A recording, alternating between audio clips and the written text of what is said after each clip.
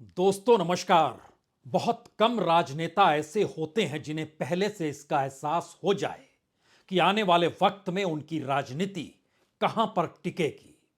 राजनीति रहेगी भी या नहीं रहेगी, सत्ता बचेगी या नहीं बचेगी, इसका एहसास एक वक्त इंदिरा गांधी को भी नहीं था और एक वक्त अटल बिहारी वाजपेयी को भी नहीं था। और मौजूदा वक्त में क्या यही स्थिति प्रधानमंत्री नरेंद्र मोदी की है? क्योंकि इंदिरा गांधी जिस वक्त चुनाव का ऐलान 1977 में करती है, उस वक्त एक ऐसा शख्स था जो इंदिरा गांधी के दौर को भी नजदीक से भांपते हुए यह कह रहा था कि इंदिरा गांधी चुनाव हार जाएंगी। और वही शख्स संयोग से 2004 में अटल बिहारी वाजपेयी के मंत्रिमंडल में भी था। और उस वक्त भी उसने कहा वाजपेयी को शाइनिंग इंडिया भारी पड़ेगा। उस शख्स का नाम जॉर्ज फर्नांडिस था। जॉर्ज फर्नांडिस 1977 में जब चुनाव का ऐलान हो गया तब जेल में थे। उनसे जो नेता मिलने गए चुनाव ऐलान के बाद, उन्होंने कहा यहां का तो जेलर भी कहने लगा कि इंदिरा गांधी को इस बार चुनाव में हराना ही है, तो इसके बाद बचा क्या। और परिस्थिति देखिए 2004 में जब शाइनिंग इंडिया के नारे पर अटल बिहारी वाजपेयी सवार थे, उस वक्त किसी ने एनडीए के भीतर नहीं सोचा था कि अटल बिहारी वाजपेयी चुनाव हार जाएंगे। लेकिन चुनाव हार गए और उस वक्त जॉर्ज फर्नांडिस अपने मित्रों से या अपनी कोठरी में या गाहे बगाहे वाजपेयी जी को भी यह संकेत देते रहते थे कि यह चुनाव मुश्किल भरा है, क्योंकि जनता के भीतर शाइनिंग इंडिया को लेकर इतने सवाल हैं कि हम आप कहीं उससे कट तो नहीं गए। और परिस्थितियों की स्थिति देखिए मौजूदा वक्त में जब 5 राज्यों के चुनाव हो रहे हैं, उस वक्त इस देश के कई नेताओं को, कई कॉरपोरेट को सीधे कहें तो जिनका अपना सब कुछ मोदी सत्ता के साथ दांव पर लगा है या फिर उनकी मौजूदगी मोदी सत्ता की वजह से ही हुई, उन्हें लगने लगा है कि स्थितियां नाजुक हो चली है। और ऐसे में एक ही शख्स उन्हें बचा सकता है, वह खुद नरेंद्र मोदी है। तो क्या 5 राज्यों के रुझान ने यह बताना शुरू कर दिया कि खतरे की घंटी 2024 को लेकर बजने लगी है और अब इस देश के भीतर में एक ऐसी रणनीति मोदी को करनी होगी जो मोदी प्लान के नाम पर 3 दिसंबर के बाद इस देश में घुमड़ने लगे। उसके बाद ध्यान दीजिए तो 4 दिसंबर से संसद है और उसके बाद ध्यान दीजिए तो 15 दिसंबर के बाद प्रधानमंत्री मोदी को 2047 का भारत कैसा होगा, उस विकसित भारत का एक पर्चा इस देश के सामने रखना है, जिसकी तैयारी इस देश के तमाम मंत्रालय अपने अपने तरीके से कर रहे हैं। नीति आयोग ने तो प्राइवेट तौर पर बहुत सारे लोगों को अपने साथ जोड़ लिया है और 2047 में जब आजादी के 100 बरस होंगे तो भारत विकसित देशों की कतार में कैसे खड़ा होगा, और यह काम सिर्फ नरेंद्र मोदी कर सकते हैं, इसका गुणगान शुरू हो जाएगा। जनवरी आते आते अयोध्या का राम मंदिर और पूरे महीने नहीं बल्कि 2024 के चुनाव तक राम मंदिर की धुन आपको बार बार अपनी चौखट पर सुनाई देगी, जब बीजेपी का कार्यकर्ता या संघ का स्वयंसेवक आपके दरवाजे पर बकायदा रोली लेकर पहुंचेगा, प्रसाद लेकर पहुंचेगा। और हो सकता है रामायण भी बांटने की स्थिति आ जाए, वह भी बांटता हुआ दिखाई देगा, सिर्फ उत्तर प्रदेश में नहीं बल्कि देश भर में। और उसके बाद जब जिक्र बजट का होगा तो बजट में भी इसी बात का जिक्र कि भारत विकसित कैसे होगा। एक लाइन में अगर इन बातों को आप परिभाषित करना चाहते हैं तो 2024 को लेकर 3 दिसंबर के बाद इस देश के भीतर जो मोदी गान शुरू होगा, वो संसद के भीतर बाहर हर जगह पर, उसमें यह मायने नहीं रखेगा कि इस देश की मशीनरी अब क्या करेगी, इस देश का सिस्टम किस रूप में चलेगा, इस देश के भीतर के इंस्टीट्यूशंस जिसको विपक्ष निशाने पर लेता है, चाहे वह ईडी ही क्यों ना हो और सीबीआई ही क्यों ना हो, सबका काम एक ही होगा और वह काम है 2024 में जीत की गारंटी को लेकर आना। तो क्या यह मान लिया जाए कि इस दौर में सत्ता को एहसास हो चला, और सत्ता को अगर एहसास नहीं है तो उनके करीबियों को यह एहसास होने लगा है कि अगर छवि नाजुक पड़ती चली गई। अगर चकाचौंध धीमी होती चली गई तो फिर 2024 कैसे जीतेंगे? इसका एक परीक्षण कल किया गया। परीक्षण बहुत साफ था कि भारत की जीडीपी $4 ट्रिलियन पार कर गई, यानी 4 लाख करोड़ को पार कर गई। और सपना प्रधानमंत्री मोदी ने $5 ट्रिलियन का दिखाया है और $4 ट्रिलियन पार कर गई। भारत सरकार ने यह नहीं कहा, किसने कहा? किसने उसके पीछे खड़े होकर तालियां बजाई? और इस दौर में देश के केंद्रीय मंत्री भी उसमें शामिल, एक राज्य के डिप्टी सीएम भी शामिल और कॉरपोरेट भी शामिल हो गया। सभी वाह वाह करने लगे और बताने लगे कितनी दूरदृष्टि प्रधानमंत्री मोदी की है। $4 ट्रिलियन की जीडीपी हो गई है हमारी। हालांकि आज की तारीख में यह $3.76 ट्रिलियन है, अभी $4 ट्रिलियन से दूर है। सवाल यह नहीं है कि $4 ट्रिलियन नहीं होगी, होगी जरूर, लेकिन उससे बड़ा सवाल यह है कि क्या भारत सरकार इस दौर में चुनाव के परिणामों को अभी से आंकने लगी है और उसे समझ में आने लगा है कि अब कौन सा दांव चला जाए। और जिसका मोदी सत्ता के दौर में या कहें बीते 9 बरस में जो कुछ भी स्टेक पर लगा है या उसने अपने तौर पर खुद को जो खड़ा किया और बाजार में अपनी जरूरतों को फैलाया और उसके बाद अपनी उपयोगिता को बताया। डिप्टी सीएम महाराष्ट्र के देवेंद्र फडणवीस सीएम थे, डिप्टी सीएम हो गए, लेकिन खामोश रहे। वो नागपुर से आते हैं, नागपुर में उनके समानांतर दिल्ली के लिए नितिन गडकरी हैं। गडकरी दिल्ली की आंखों में सुहाते नहीं हैं, शायद इसीलिए ब्लू आइड बॉय के तौर पर देवेंद्र फडणवीस हैं। देवेंद्र फडणवीस ने शुरुआत की $4 ट्रिलियन की, हमारी इकोनॉमी हो गई। तुरंत वक्त नहीं गवाया, इस देश के सबसे बड़े करीबी कॉरपोरेट अडानी ग्रुप के मालिक गौतम अडानी ने, उन्होंने भी बधाई दे डाली $4 ट्रिलियन की। कैबिनेट मिनिस्टर्स रुके नहीं, इन सब के बीच एक झटके में मंत्री महोदय सामने आ गए। उन्होंने भी ट्वीट कर दिया और ट्वीट के जरिए इस बात को संदेश दिया कि किस रूप में जल शक्ति मंत्री गजेंद्र सिंह शेखावत जान चुके हैं राजस्थान में क्या होने वाला है, किस परिस्थिति में राजस्थान में उनकी सांस अटकी हुई है। और इसी के साथ जो कल्चरल मिनिस्टर है और नॉर्थ ईस्ट को देखते हैं वो जी किशन रेड्डी, उन्होंने भी ट्वीट कर दिया और बोला कि मोदी की गारंटी यानी $4 ट्रिलियन गतिशील दूरदर्शी नेतृत्व डिप्टी सीएम देवेंद्र फडणवीस ने कह दिया। इन सब के बीच नरेंद्र मोदी का नेतृत्व ट्रूली अनपैरेलल है, इसको कहने में देरी गजेंद्र सिंह शेखावत ने नहीं लगाई और इन सब के साथ गौतम अडानी भी आकर खड़े हो गए।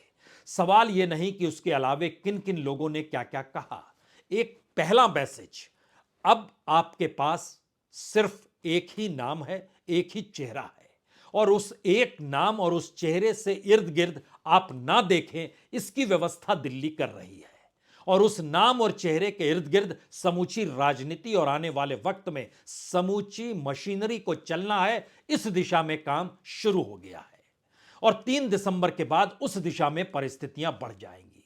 लेकिन एक सवाल इस दौर में राज्यों की चुनाव के वक्त जब उठ गया तो लोकसभा चुनाव के वक्त भी यह उठेगा। अगर 4 ट्रिलियन का जिक्र है और कल $5 ट्रिलियन का जिक्र होना है, लेकिन इस देश का सच क्या है इकोनॉमी को लेकर, और उस सच में इस देश के गरीब किसान और मजदूरों की जो स्थिति है, क्या वो राजनीतिक तौर पर राज्यों के चुनाव में अगर निर्णायक हो रही है तो यह मुद्दा तो सीधे सीधे केंद्र से जाकर जुड़ जाता है, यानी मोदी सत्ता की नीतियों से जुड़ जाता है। तब वहां पर यह सवाल वोट की शक्ल में अगर उभरने लगा तब क्या होगा? तो क्या इसी आसरे प्रचार के जरिए, प्रोपेगेंडा के जरिए और इस तरीके से लगातार विज्ञापनों के जरिए चीजों को संभाला जा सकता है या स्थिति नाजुक है? जो भी स्टेक पर इस दौर में है उसके सामने राजनीतिक तौर पर 2 संकट है, लेकिन इस राजनीति का भी एक संकट है। जब किसी नेता के पीछे बड़ी तादाद में एक भीड़ खड़ी हो जाती है, उस भीड़ में वह नेता भी होते हैं जो कल तक डेमोक्रेसी का जाप करते हुए चुनाव मैदान में गए थे। उस भीड़ में वह कॉरपोरेट, वह बिजनेसमैन, वह इंडस्ट्रियलिस्ट भी शामिल होता है जो कल तक डेमोक्रेसी का जिक्र करते हुए हेल्दी प्रतिस्पर्धा, स्वस्थ प्रतिस्पर्धा का जिक्र करते हुए भारत की इकोनॉमी को आगे बढ़ाने का सोच रहा हो।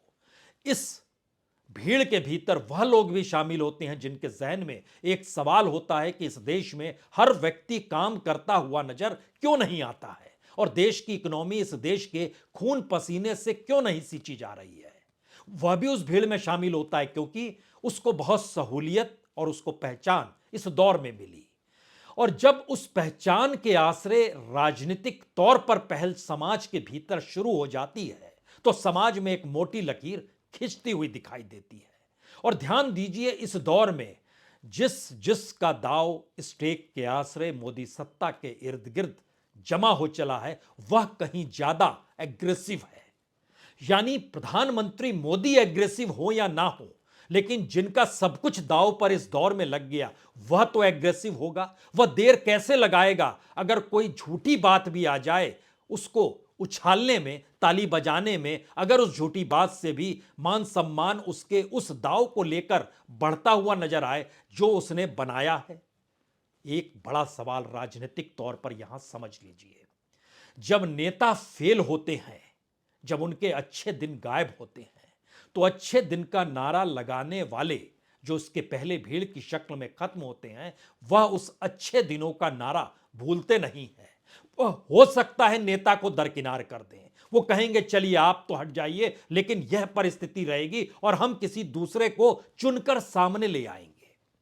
भारत की राजनीति कुछ इस तरीके से करवट ले रही है और जब राजनीति इस लिहाज से करवट ले तो अक्सर नेता को लगता है कि इससे पहले वह तमाम लोग जो पीछे खड़े थे कल किसी दूसरे को चुने, उससे पहले खुद ही जो दूसरा अल्टरनेटिव कोई भी हो सकता है उसको दरकिनार कर दीजिए।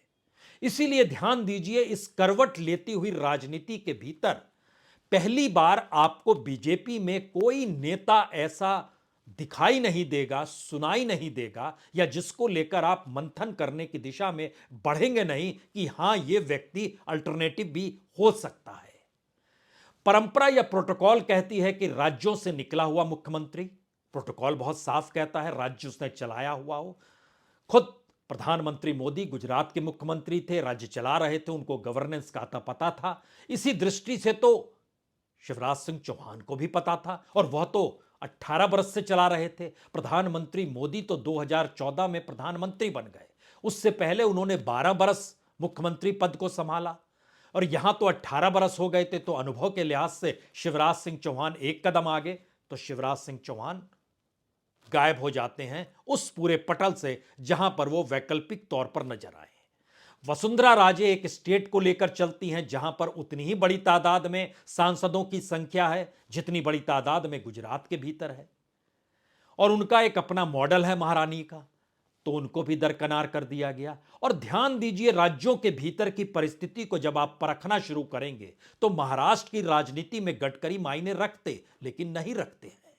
वहां पर देवेंद्र फडणवीस रखते हैं जो पता नहीं नागपुर से चुनाव जीत पाए या ना जीत पाए। वहां के लोगों में आक्रोश है उन परिस्थिति को लेकर, लेकिन वहां के लोगों में गडकरी को लेकर प्रेम है, वहां की परिस्थिति को लेकर। ये तमाम परिस्थितियां जब बतलाती हैं तो एक झटके में 2023 के मुद्दे जो बार बार राजनीतिक दलों के रेवड़ियों से ही उठ रहे हैं, इसका मतलब है कि गरीबी, मुफलिसी और जिंदगी की जरूरतें राजनीतिक तौर पर पूरा कर पाने की स्थिति में गवर्नेंस फेल हो गई। वो मध्य प्रदेश में फेल हुई, वो राजस्थान में फेल हुई, वो छत्तीसगढ़ में फेल हुई। वहां कांग्रेस और बीजेपी की लकीर मत खींचिए। कांग्रेस के भीतर कोई गांधी परिवार को चुनौती नहीं दे सकता है, लेकिन बीजेपी के भीतर प्रधानमंत्री मोदी को चुनौती कोई भी दे सकता है। अडवाणी को चुनौती किसी ने दिया, अटल बिहारी वाजपेयी को लेकर सवाल उठते थे और अडवाणी ही उठवाते थे सवाल। ये सारी बातें राजनीतिक तौर पर इस दौर में बड़ी इसलिए हो रही है क्योंकि भारत की राजनीति में एक ट्रांसफॉर्मेशन आ रहा है और इस ट्रांसफॉर्मेशन का मतलब यह है कि इसमें जुड़ाव इस देश के वोटरों का है। क्योंकि जब आप वादा करते हैं महिलाओं से 1,000 रुपए देंगे, 2,000 रुपए देंगे, 3,000 देंगे, किसानों से वायदा करते हैं 6,000 मिल रहे थे हम 12,000 कर देंगे सम्मान निधि में, बुजुर्गों के लिए वायदा करते हैं, बेरोजगारों के लिए वायदा करते हैं, और जब इस स्थिति में आ जाता है तो इसका मतलब है आपके पास अब पॉलिसी नहीं बची है, अब आपके पास विजन नहीं बचा है। एक तरफ यह सोच है और दूसरी तरफ यह सोच हो सकती है कि अब किसी भी हालत में सत्ता बदलनी है तो क्यों नहीं उसी के हथकंडे को उसी के जरिए मार किया जाए, यानी उस पर वार किया जाए, लोहे से लोहे को काटा जाए, छोड़ दिया जाए विजन, छोड़ दी जाए तमाम परिस्थिति। तो दिसंबर के महीने में राहुल गांधी यात्रा पर निकलेंगे, दूसरी भारत जोड़ो यात्रा। तो क्या दिसंबर के महीने में बीजेपी खामोश रहेगी? उस दौर में संसद शुरू हो चली होगी, बजट का लोग इंतजार करेंगे, राम मंदिर का में प्राण प्रतिष्ठा होनी है, उसको लेकर प्रधानमंत्री का इंतजार होगा, आरएसएस पूरे तरीके से सक्रिय हो चली है। लेकिन फिर उस पहले सवाल पर लौटिए, जिस सवाल का जिक्र वोटरों से जुड़ा है। पार्लियामेंट हो, बजट हो, राम मंदिर हो, बजट, राम मंदिर और पार्लियामेंट, इन तीन परिस्थितियों से वोटरों से जो वोट मांगे जा रहे हैं उसमें सिर्फ राम मंदिर में प्राण प्रतिष्ठा हो जाए, आपको फ्री में अयोध्या की यात्रा कराएंगे, यह बात और कोई नहीं, देश के गृह मंत्री हर प्रांत में जहां चुनाव हो रहा है घूम घूम के कह रहे हैं। प्रधानमंत्री क्या कह रहे हैं? विकसित राष्ट्र, देश की इकोनॉमी मजबूत और हम G20 भी करा लेते हैं। यहां पर एक चीज और दिमाग में आपको रखना होगा, जब हम जिक्र करते हैं कि अगर इसका एहसास सत्ता को होने लगा है और सत्ता इस बात को समझते हुए हर अल्टरनेटिव को खत्म कर रही है, तो एक क्षण के लिए याद कीजिए G20। हर मौके पर इस देश के हर बड़े कार्यक्रम में प्रधानमंत्री के साथ कोई नजर आए या ना आए, लेकिन अमित शाह नजर आते थे। लेकिन क्या अपने G20 के दौर में अमित शाह को कहीं देखा? नहीं देखा होगा। एक तस्वीर देखी? नहीं देखी होगी। बहुत साफ दृष्टि है प्रधानमंत्री की, कोई इस देश में अल्टरनेटिव खड़ा ना हो, कम से कम उनके अपने दायरे में। जबकि इस देश की स्थिति क्या है, हम इस पे जब फैक्ट्स चेक करने लगे और तमाम चीजें जो निकल कर आने लगी वो डराने वाली, इसलिए क्योंकि सबसे न्यूनतम इस देश में क्या हो सकता है जब देश में जिक्र 4 ट्रिलियन और 5 ट्रिलियन इकोनॉमी का हो रहा हो। जिक्र हो सकता है कि दिहाड़ी मजदूरी इस देश में क्या है। प्रतिदिन जो दिहाड़ी दी जाती है वो इस देश में 2023 में एवरेज 345 रुपए है। लेकिन इस देश के कितने राज्य हैं जो उस एवरेज से भी नीचे हैं, और उसमें सबसे नीचे कौन है? आपको जानकर हैरत होगी, सबसे नीचे गुजरात है। गुजरात मॉडल जिससे निकले प्रधानमंत्री और 2014 में दिवा स्वप्न दिखाते चले गए, उस गुजरात के भीतर 241 रुपए दिहाड़ी मजदूरी एग्रीकल्चर वर्कर की है। और यह हम आपको एग्रीकल्चर वर्कर की दिहाड़ी मजदूरों का एवरेज बता रहे हैं, 345 रुपए। गुजरात के बाद मध्य प्रदेश आता है, जहां पर किसकी शासन है? बीजेपी की ही सत्ता है। वहां पर 292 रुपए आते हैं, 292, जो बीजेपी शासित राज्य है। तीसरी परिस्थिति में आई है, बीजेपी शासित नहीं है लेकिन उड़ीसा का नंबर आता है, जो बहुत गरीब राज्य के तौर पर देखा गया, वह 285 है। यानी उड़ीसा भी गुजरात से एग्रीकल्चर लेबर को लेकर ज्यादा पैसा देता है बनिस्बत गुजरात में जो दिया जाता है। महाराष्ट्र जो सबसे ज्यादा जीडीपी को संजोए हुए राष्ट्र है, राज्य है, वहां पर भी 303 रुपए मिलते हैं, यानी इस देश के एवरेज दिहाड़ी से कम। अब आप यहां पर एक दूसरा सवाल लाइए, इस देश के भीतर में जब आप उस इकोनॉमी का जिक्र करते हैं जिस इकोनॉमी के साए तले खुद को शाइनिंग इंडिया की तर्ज पर बताने की कोशिश प्रधानमंत्री मोदी कर रहे हैं, तो एक सरकार ही एक आंकड़ा देखती है कि दरअसल 2024 में जब दिसंबर खत्म होगा तो उसके बाद हमारी सब्सिडी जो सिर्फ भोजन पर है वह 2,30,000 करोड़ हो जाएगी। सिर्फ भोजन पर सब्सिडी हमें उतनी देनी होगी। 5 किलो अनाज तो मुफ्त बांट ही रहे हैं, जो अगले 5 बरस तक एक चुनावी रैली में ऐलान कर दिया गया। अब उस पर कैबिनेट बैठेगी, फिर बजट में वो बजट एलोकेशन किया जाएगा, वो सब बाद में होगा, पहले ही करते चलो। अब इस राजनीतिक सोच को जरा और शानदार तरीके से समझ लीजिए। जब राजनीतिक सत्ता को इसका एहसास होने लगता है कि दरअसल जो धारा जनता के बीच से निकल रही है वह अगर और आगे जाएगी और उनके मुहाने पर वह खुद खड़े हैं, तो फिर वह इस तरीके से चीजों को उभारते हैं जो जनता सोच नहीं सकती है। क्या आपने सोचा 2047 में भारत कितना विकसित राष्ट्र होगा और आपकी प्रति व्यक्ति आय कितनी हो जाएगी? आपने सोचा?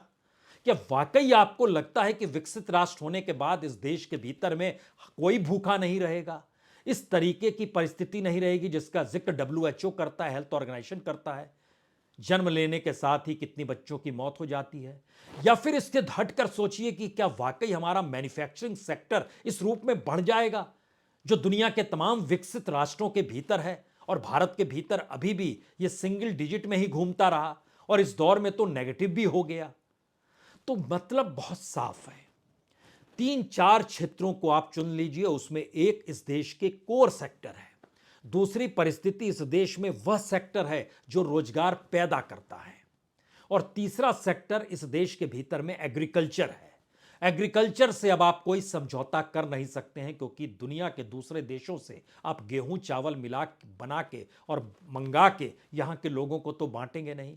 यहां पर अनाज होना चाहिए, तो वह सब्सिडी रेंज हमेशा बढ़ते चलेगा, जिससे किसानों को वो मिलते चले जाए और वह उपज करते चले जाए। ये अलग बात है कि किसानों को लागत का भी मूल्य मिले या ना मिले, एमएसपी में माल बिक रहा है या नहीं बिक रहा है, लेकिन अनाज इस देश में होना चाहिए। इसकी गारंटी सरकार को अब लेनी होगी, जब वो अगले 5 बरस तक फ्री में 5 किलो अनाज 80 करोड़ से ज्यादा लोगों को बांट रहा है। और यह गरीबी का आंकड़ा उस दिन 10 करोड़ कम से कम और बढ़ जाएगा जिस दिन इस देश में सेंसस सामने आ गया।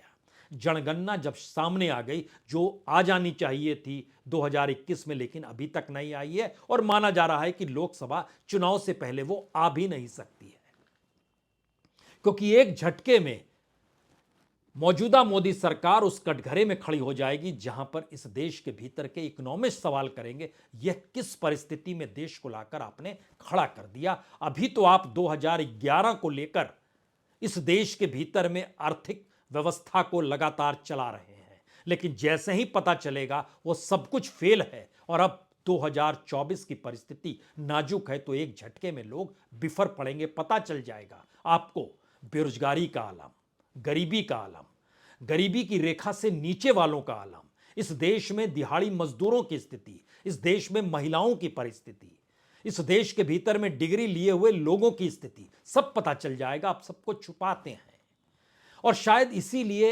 इस ट्रांसफॉर्मेशन के भीतर का एक अनूठा सच यह है कि भारत की पॉलिटिक्स के भीतर इस देश का वोटर समाने लगा है। यानी वोटर अपने आप को पॉलिटिकल वे में क्रिएट कर रहा है। इससे पहले पॉलिटिकल पार्टीज करती थी, और जब हमने शुरू में नाम जॉर्ज फर्नांडिस का लिया तो आखिर में भी उनका नाम लेने की जरूरत है। और जॉर्ज फर्नांडिस का बहुत साफ मानना था कि अगर आपकी इकोनॉमी और उससे भागीदारी जनता से नहीं होती है, तो आप किस क्षण इस जनता के जरिए सत्ता से हटा दिए जाएं, आपको इसका पता भी नहीं होगा। और यही वो फिलॉसफी थी। पहला ट्रेड यूनियन का चुनाव जब वो लड़ रहे थे, तब वो हराते हैं दत्ता सामंत को, जो मानकर चलते थे कि उन्हें कोई हरा नहीं सकता। और उस समय एक पाटिल हुआ करते थे, उनको भी उन्होंने शिकस्त दी थी। और होते होते इंदिरा की सत्ता और अटल बिहारी वाजपेयी के दौर में, लेकिन मौजूदा वक्त में जो जो स्टेक पर जिस जिस कॉरपोरेट और नेताओं का लगा हुआ है, वह इसलिए प्रधानमंत्री मोदी के दरवाजे और चौखट पर आकर अब खड़ा है कि आप नहीं तो कुछ नहीं। और ये आप नहीं का मतलब यह होता है कि आप ही हैं जो नैया पार करा सकते हैं। यह कोई नहीं कहेगा कि आप ही थे जिसने नैया डुबोई। करीबियों की यह स्थिति होती है, और इस करीबियों में अगर भीड़ शामिल हो जाए तो सबको लगता है कि आने वाले वक्त में उसकी परिस्थिति नाजुक हो जाएगी। तो अब उस दरवाजे पर पहुंच चलो और वाह वाह करना शुरू कर दो। तो इंतजार कीजिए 4 दिसंबर का, जब पार्लियामेंट सजेगी, विपक्ष कुछ भी नारे लगाए, सत्ता पक्ष वाह मोदी जी वाह कहेगा। इंतजार कीजिए आप उस वक्त का जब बजट आएगा। उस बजट में आपको आंकड़े नहीं मिलेंगे प्रधानमंत्री मोदी की, वह इकोनॉमी मिलेगी जो 2047 में इस देश में दिखाई देगी। देगी या नहीं देगी कोई नहीं जानता है। और राम मंदिर के दौर में भी प्रधानमंत्री मोदी का गान ही आपको सुनाई देगा, और वो गान जो है वो दरअसल इस रूप में होगा कि मंदिर के साथ कोई दूसरा शख्स इस देश में खड़ा हो नहीं सकता है, और हिंदूवादी पार्टी और हिंदूवादी नेता तो एक ही शख्स है। तो राजनीति जब करवट लेती है तो सत्ता को एहसास तो होता है, लेकिन गद्दी जा रही है, सत्ता आंख बंद कर लेती है। मौजूदा वक्त इसका जीता जागता उदाहरण है। मौका मिले तो किसी भी एक भाषण को जो राजस्थान में आजकल प्रधानमंत्री दे रहे हैं उसे सुन लीजिए, या फिर कॉरपोरेट इस दौर में अपने नेटवर्थ और अपने पैसे को लेकर कहां कहां किस किस जगह पर किस किस कंपनियों को खरीदकर किस किस दिशा में बढ़ रहा है, इस पर नजर रखिए। आप नजर रखिए, हम रिपोर्ट लेकर जल्द ही वह भी सामने आएंगे। बहुत बहुत शुक्रिया, बहुत बहुत शुक्रिया।